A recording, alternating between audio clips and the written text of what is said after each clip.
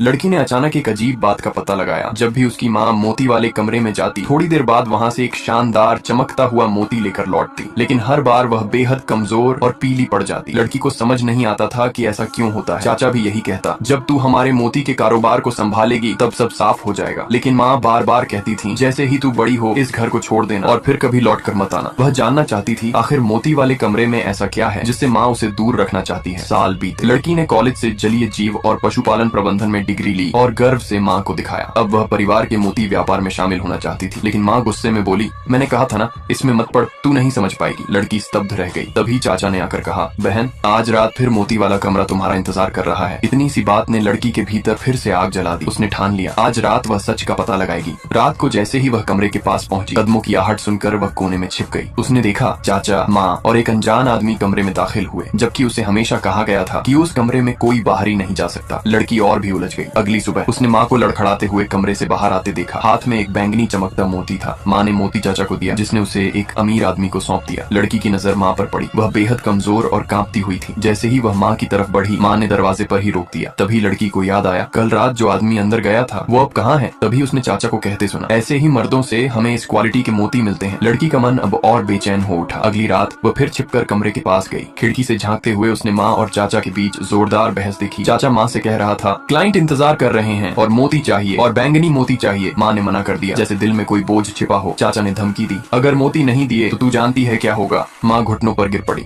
और मजबूरी में हामी भर दी। तभी चाचा की नजर लड़की पर पड़ी। लड़की बाहर निकल आई माँ की रक्षा के लिए, लेकिन माँ ने उसे झिड़कते हुए कहा, कुछ नहीं हुआ, मैं बस बीमार हूँ, इस कमरे से दूर रहो। हमेशा माँ की बातों के बावजूद अब लड़की पीछे हटने वाली नहीं थी। उसके बाद लड़की ने देखा हर रात चाचा कोई नया आदमी कमरे में ले जाता। हर बार माँ एक चमकदार मोती लेकर लौटती और हर बार वह और भी कमजोर हो जाती, लेकिन कोई भी आदमी दोबारा बाहर नहीं आता था। माँ की हालत लगातार बिगड़ती गई। चाचा को परवाह नहीं थी, उसे बस अगला मोती चाहिए था। फिर एक दिन माँ बेहोश होकर गिर गई। लड़की गुस्से में चाचा से भिड़ गई, आप माँ के साथ ऐसा कैसे कर सकते हैं। चाचा ने ठंडे स्वर में कहा, अगर हम मोती नहीं देंगे तो भारी जुर्माना लगेगा और तुम्हारी माँ अब काम की नहीं रही। माँ को बिस्तर पर तड़पते देख लड़की का दिल टूट गया। उसने फैसला कर लिया, अब मैं मोती पैदा करूंगी, माँ की जगह मैं लूंगी। चाचा के चेहरे पर चमक आ गई, बहुत अच्छा, आज रात मैं तेरा इंतजार करूंगा। लड़की को भी लग रहा था अब वह माँ का दर्द बांटेगी और उस 20 साल पुराने रहस्य को उजागर करेगी। लेकिन जैसे ही वह मोती वाले कमरे के दरवाजे तक पहुंची, पीछे से माँ की कांपती आवाज आई, रुक जा, नहीं, तू नहीं जानती अंदर क्या है।